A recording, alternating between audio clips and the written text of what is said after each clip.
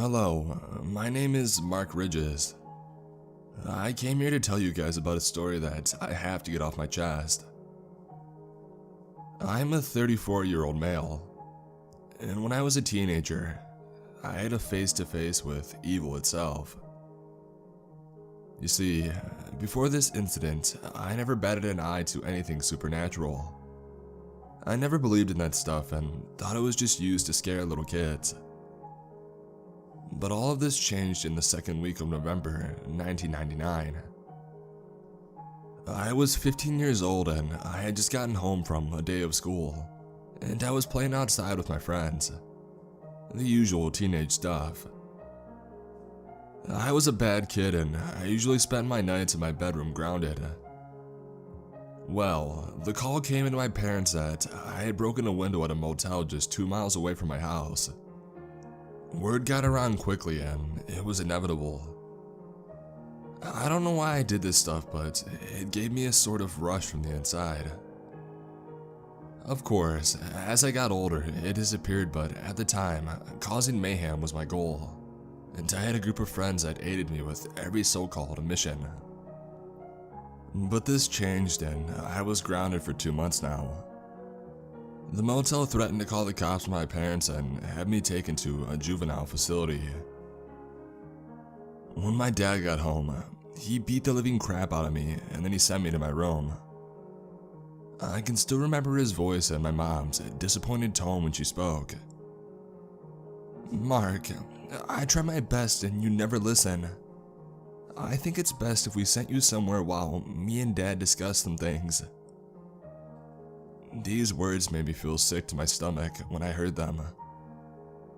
Divorce has never even crossed my mind, but I realized that every time that I did something bad, my mother and father would argue. That night, I went to bed with tears in my eyes. I felt really bad and I vowed once and for all never to commit another crime in my life. The next day, I finished school and I went straight to my room. I would be here for a while and I might as well make the most of it. Sipping on a cup of water and doing my homework is when I first saw it. I'm going to call the creature that. There are no words in this world that can describe the thing better. Gray, smooth skin with a round bald head and long legs. Its eyes were human-like and gray in color. It had the build of a medium-sized man, but it was way taller. Nearly choking on my water, I stood up and I looked out of the window. I blinked and I shook my head, and then I looked back at the window. Still there. Darkness swallowed the whole yard except for it. It was tucked in the corner of the yard near the tree line. I lowered the blinds. I did not want it to see me. After this, I went to tell my parents. My foolishness got the best of me and I spoke irrationally. "Mom, there's a thing in the yard. A creature's in the yard." They looked back at me with an annoyed glare. My father eventually broke the silence. "Son, get back to your room and stop playing games." My heart dropped into my chest and they didn't believe me. "I'm not joking, guys. There's someone in the backyard." But their facial reactions remained the same. My mother quickly said something to cut the tension. "Honey, please go back to your room. This is not a good time." I was done trying to persuade them. Another word could have angered my father and I would be going to sleep sooner than I thought. When I returned to my room, I crept into bed, making sure not to make a shadow in the blinds. Whatever the thing was, it could crawl into my room. That night, I spent just an hour laying there in the darkness. Was it still there? What did it want? All the questions poured out at the wrong time. Eventually, my body gave out and the fear subsided into exhaustion. Let's just say that even in my deep slumber, I felt eyes watching me. Sunlight poured into my window and gave a peaceful feeling. It was over. The horrible nightmare was over. I ran towards my window and I lifted the blinds. Nobody was standing in the corner of my yard. Maybe it was just a nightmare, or maybe one of the lucid dreams that I've had. I went to get ready for school, and while brushing my teeth, I noticed how bad I looked. My eyes had bags under them and I looked really pale. Jesus Christ, Mark, were you bit by a vampire? My friend asked me with snickering. A group of friends all made a joke out of it, but it was no laughing matter. Yeah, very funny, guys. But I legit got no sleep last night. I saw something in my backyard. This made them laugh even louder now, and it pissed me off a lot. But I do not blame them now. How is a teenager supposed to react to this? Anyways, school went by with me looking like a circus attraction. The normal tan face of a teenager was turned into a pale, stressed face of an adult. My teacher even suggested that I go to see the nurse. I arrived home and I sighed heavily. I threw my backpack on the ground and ran up to my room in a hurry. The day had been draining and I decided to take a nap. A sound woke me up and I heard my parents arguing. I slapped myself out of my dazed state of mind and pressed my ear against my door to listen. The deep voice of my father yelled out in fury. I come home from work and I can't even get a hello. It was returned by a shrill voice, full of hate and spite. It was my mother. John, don't go there. Our son is already mentally distraught enough. They think I'm insane. My eyes filled with tears and I continued to listen a little more. Mark has your mother's blood in him. He deserves to be sent away. The military will fix him up. Make him a man, just like my father did to me. My mother spoke next after some silence. Can't you see, John? Look at you. Do you really want Mark to be like you? He needs love. My mom was trying so hard to hold on to some hope that I would change. I wiped my eyes and I went to go sit on my bed.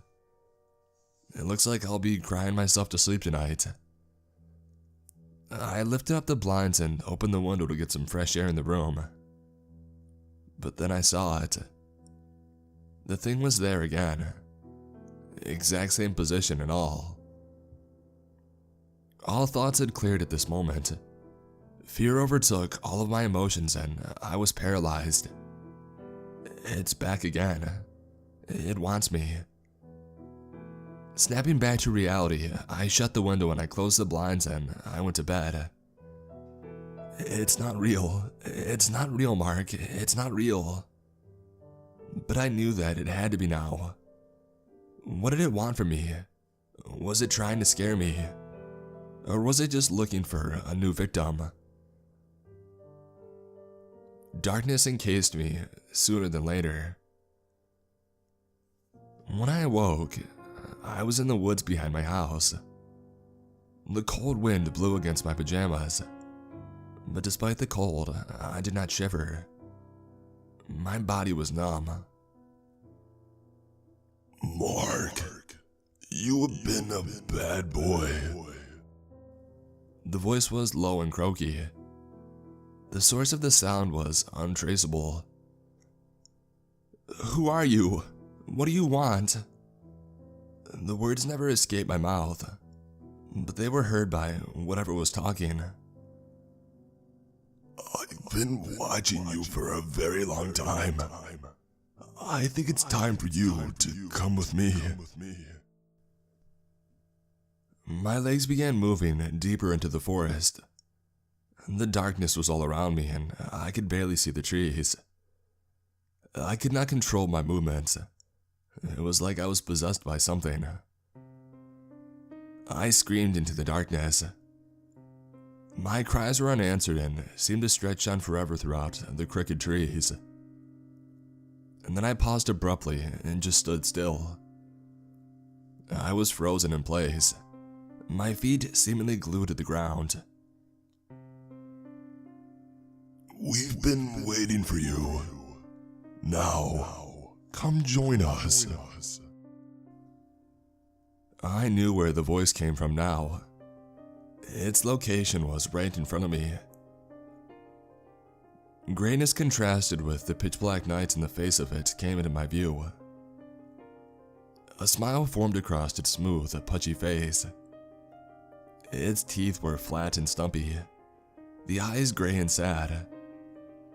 Drool oozed out of its mouth and dripped off its face into the darkness, only to disappear. Warm skin wrapped itself around my wrist and hoisted me up in the air. My eyes met the creature's eyes and it seemed to be staring into my soul. Goodbye, Mark. The last words that it said to me that night. When I escaped the nightmare, I was in my bed. Morning had saved me from the terror that haunted my dreams. But when I lifted my covers, I realized that it was not a dream. Dirt smeared on the white sheets and dried mud caked up between my toes. Instead of screaming or pausing in shock, I just laid back down. If not for my mom entering the room, I would have missed the bus. Before she came in, I was just blankly staring at the ceiling. I didn't even know what I was doing anymore. Reality seemed to be unknown to me at the moment. Honey, it's time for school. This made me sit up in my bed and I motioned for her to come in all the way. Mom, we need to talk. My mom sat on the side of the bed and waited for me to continue. I know I'm going to sound crazy when I say this, but I don't care. Mom, I keep seeing something in the backyard. Something wants me, and it wants something from me. Last night, it told me to join it. I need help, Mom. When I got it all out, relief hit me. It was off my chest. Relief would not last long though, because she got up and she shook her head in disgust. Mark, I keep giving you chances and you keep giving me nothing. You were never going to change, just like your father. The anger in her voice was omnipresent and soft-spoken. My heart shattered into a million pieces at that moment. Mom, please. But my pleas were ignored as she shut the door before I could finish. School went by painfully long that day. My condition was worse and I looked to be a 50-year-old in a teenager's body. Teachers looked at me with sad eyes and students with concerned but uncaring stares. In English class, my teacher was going into full detail about the boy who cried wolf. The thought of it made me pause and stare into a whole other world. It was like daydreaming, but with no dreams. Mark, can you tell me what led the sheep to getting killed? Everyone in the class looked at me, including the teacher. Without thinking, I answered, but I don't think it was the answer that she wanted. Yeah, I know what led them to getting killed. The town people were uncaring and did not answer his pleas for help. They left him mentally broken. The wolf kept killing and spreading evil because of it, and the boy probably went home to hurt himself. No emotions came with that statement. In fact, at the time I thought it was a simple answer. I was not in the right state of mind and it was painfully obvious. Gasps escaped the mouths of the students and the teacher dismissed the class 10 minutes early.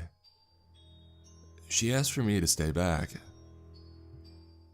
What I expected was a concerned question about why I was acting like this. What I expected was a comforting speech to make me feel better inside. What I got was a lecture on how I need to stop trying to be funny. Mark, your head is in the gutter. If that's your sense of humor, then you're sick. There is not enough energy for me to get angry or to protest. Who said I was joking? When school was over, I got off of my stop and I went to talk with my friends. Long time no see, Ben said, laughing. His name is the only one that I remember. The others have been unimportant to me ever since. I explained to them what was happening in a serious tone. At first, they struggled to believe me. Look at my face. Do I look like I'm joking? This made them stop laughing and start to listen. Jesus, Mark, how bad is it? Another friend asked. I'll call her Ruby. It's bad, real bad. Nobody wants to listen to me, so I want you guys to come with me tonight. Ruby and Ben both agreed, but others did not listen. Fine, if it's important then we'll be there, Ben said, shrugging his shoulders. I told them to meet me at 8 o'clock in the front yard. After the conversation, I walked into my house to see my mom drinking wine and sitting alone in the kitchen. I wanted to talk with her so bad, but I didn't. She was looking at a picture of something and starting to tear up. I went to my room and I sat down. My father had not come home yet, and I wondered where he was. Their divorce was far from my mind at that moment. I just wanted to know if I was sane. I had to know if it was real. This thing was playing with my mind, and it knew damn well what it was doing. My family was falling apart because of it. My grades had been lowered because of it. All I thought about was that damn monster. But tonight, that would change. Tonight, I had people with me. I knew that if I did not go after it, eventually, it would go after me. Before my friends arrived, I could hear my mother walk into her bedroom and not return. Tears welled up again and a few trickled down my face. My mom was disgusted at me, and my father had given up hope long ago. What would happen if I proved that this was all real? Would the thing kill us or my friends? Would it not show up tonight to prove me wrong? Would it leave me alone? Even if I was left alone, my parents still had unsolvable issues. The broken remains of their marriage were beyond repair. A set of knocks at the front door broke my conversation with myself.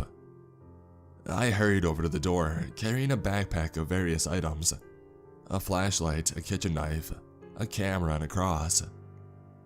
Why the cross, you might ask? Well, no, my family was not heavily religious, but I still had it for hope. I greeted them at the door and we spoke briefly. Okay guys, be careful when walking. The forest gets dark, so follow my flashlight. Ben rolled his eyes and Ruby just stared at me. I pulled out the flashlight and I opened my gate. Before I could reach the backyard, I paused. My heartbeat echoed across my ribs and clattered against my throat. Let's get it over with, Ben said, walking in front of me. I walked behind him and peered over the wall into the backyard. The spot where the creature had been was now empty. Blackness filled its place. There, we proved it. Nothing is there, let's go, Ruby said, shivering. No, we aren't going in there. Ben and Ruby said nothing and just kept walking with me. I stopped in the middle of my yard and listened to the sound of the woods. Not a single cricket or snake could be heard. No snapping of branches or falling of leaves. Just the dead black night. Alright, I'm here. Tell me what you want. I know I looked crazy speaking to nothing, but there was something there. It heard me for sure because after I said this, a light filled the empty spot the thing used to inhabit at night. A white light that attracted no insects. I found it odd because I had to constantly swat away moss from the flashlight view.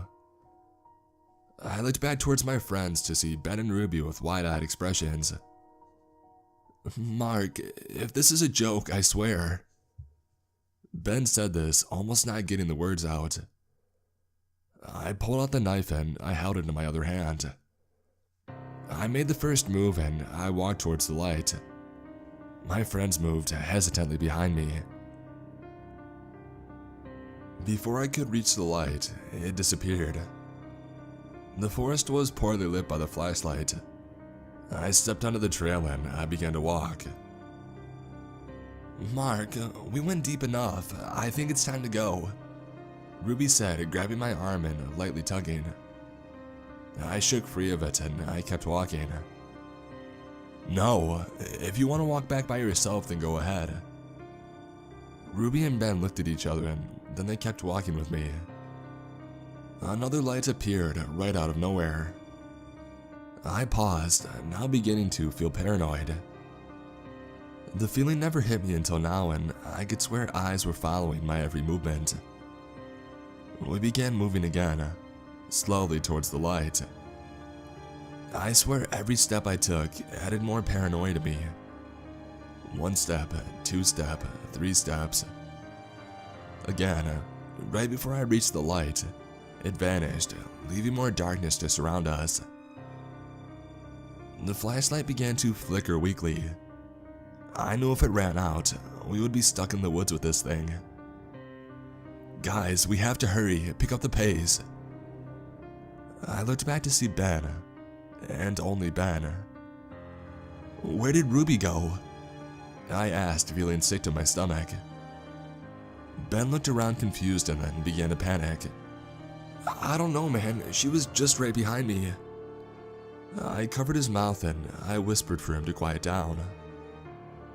"We have to keep going, Ben. I know it's hard, but we have to." He just nodded slightly inside. I began walking forward again this time, worrying about Ruby. If she had walked back alone, then it meant that she was by herself with whatever roamed here at night. We had been walking for about 5 minutes, but it felt like years had gone by. After a brief moment of silence, another light appeared. This time, it slowly moved forward. We both froze, helplessly waiting to see what the light would uncover. No words were exchanged between us. My heart thudded quickly, not missing a single rhythm. The forest ground was skimmed over by the light, revealing no animals, just dirt and twigs. A foot was seen by the light, large and gray in color with no dirt or marks on it. Ben's mouth dropped open in horror and I stared at it. The light showed a belly covered lightly with fuzzy clear hairs. The chest was moving up and down with a heavy breath, but the light paused here without showing the face. "I see you brought friends." A thick voice grumbled. I could not speak at all. The fear had rendered me unmovable and unspeakable. "I can't tell if you're brave or stupid. It won't matter. Both taste the same." The voice was unnaturally smooth and spoken for something so inhuman. It was low and croaked out, but it had an accent that made it appear friendly. "Who are you?" I asked the question to it. It laughed and walked forward. The light revealed its face finally, and it was beyond imaginable. The eyes stared at us for the longest time. Souls seemed to be swirling in the pupils. A long smile, the same smile that I saw in my nightmare, was stretched out on its round face. "I am you. You created me." I expected it to say more, but the light flickered out, leaving Ben and I in the dark. I turned around to run, but I saw that Ben was already ahead. The footsteps hit the ground heavily behind me, and I let out a slight cry. The thing grabbed my shoulder and it lifted me up. I saw nothing but gray eyes, unblinking eyes staring at me. I blindly stabbed into the darkness, feeling it puncture something. Breaking free of the grip, I began running back on the trail, but I could have sworn that I heard laughing behind me before I ran. And then silence greeted me as I broke past branches and stumbled over logs trying to find an escape in the darkness. A scream was heard behind me, the scream of a teenager going through puberty. The voice cracked and began to fade out as soon as it came. This did not stop me. I continued to run until I reached my backyard. Laughter coming at random intervals. Laughter erupted from the darkness of the tree line. I swung the back door open and I ran inside, slamming it shut. My house was dark and warm inside. I took this time to pause and try to comprehend what had just happened. I wondered why I was not dead at that moment. The thing in the woods could have easily killed me. Full of shock, I walked up the stairs and I stopped at my mother's door. There was nothing more than a hug that I wanted at that moment. I just wanted to be comforted and told that everything was okay. The past few days, my mom looked so stressed and sad. I knocked on the door lightly. When I received no answer, I opened the door and I slipped inside. Mom, I know I've been bad, but I just want to let you know that I'm done with that. Send me off to the military. I don't care anymore. I just want to fix this. I just want love. I spoke these quietly, almost breaking into tears. But no tears came. I had cried enough and I knew that this was the end. The tears had been shed and now they could be saved for the future. I slept right next to my mom in bed that night. My hands locked around her tightly. But when I woke up, she was dead. She was dead before I woke. She was dead when I told her that I would change. The pill bottle laid on the ground right next to her, alongside a pile of vomit. I did not cry at the sight of it, but instead, I started to laugh. Laughing seemed to be all that I could do. I laughed because I knew that I had been defeated. The creature had ruined my life and killed my friends, leaving me to live with it. In the end, I was better off dead and it knew that. After I was done staring at her body, I called the police and I informed them of her death. She was buried 2 days later, and my father did not show up to the funeral. It was better off without him. Her death had not hit me until later, and that was when it really hurt. There were at least 4 days of the week where I would stay up and think about it. Actually, I still think of it to this day. I was adopted by another couple and I went on to graduate and have a family. I never told my wife or kids about it. I had just planned on keeping my mouth shut, until recently. My kids are 11 and 14 years old, and my oldest one just can't seem to stay out of trouble. He always gets into fights at school, and a week ago, he got caught on private property. But last night, he told me something that shook me to my core. While my wife and I were sitting down watching TV, he came and told us that he had seen something. He said he saw something in his window staring at him. I know I'm going to be dead soon, but what I can do is offer help to you. If you have a child, make sure they don't get into too much trouble. If they ever tell you that they see something in your backyard, please don't ignore them. Please don't wait until it's too late.